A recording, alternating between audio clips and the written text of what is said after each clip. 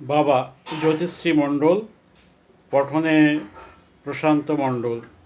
নিঝুম রাতে হঠাৎ ঘুমে আঁতকে উঠে দেখি সামনে তুমি দাঁড়িয়ে আছো। বাবা, এ কি?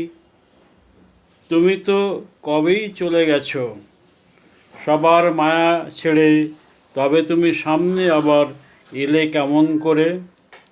বলছো আবার ঘুম থেকে ওঠ, সকাল হয়ে গেছে, আমার নাকি অনেক কাজ করার আছে।